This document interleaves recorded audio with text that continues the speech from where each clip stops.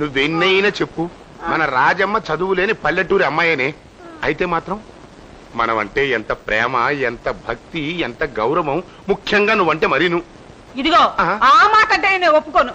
చదువు, సంస్కారం, ఆస్తి పాస్తి అన్ని ఉన్నప్పటికీ నా పెద్ద కోడలు నేనంటే ఎంత గౌరవించేది. ఏ రోజైనా నా మాటకి ఎదురు చెప్పిందా? చెప్పండి.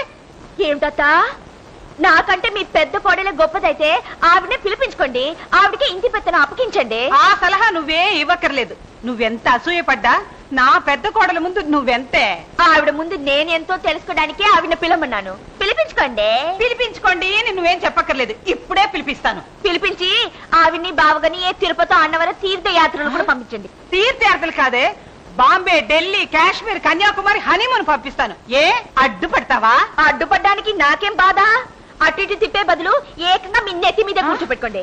నెత్తి మీద కూర్చోబెట్టుకోవటం కాదే, ఇంటి పెత్తను అప్పగించి తాళాలు కూడా ఇస్తాను. ఇచ్చుకోండి. ఓ మంచి రోజు చూసి వాళ్ళని ఇంటికి పిలిపించి పూలదండలు వేసి పూజించుకోండి. నాకేం నొప్ప. ఎప్పుడో మంచి రోజు చూసి రప్పించమని చెప్పడానికి ఇదేవతండి. ఇప్పుడే అబ్బాయికి ఫోన్ చేసి కోడలు రప్పిస్తాను.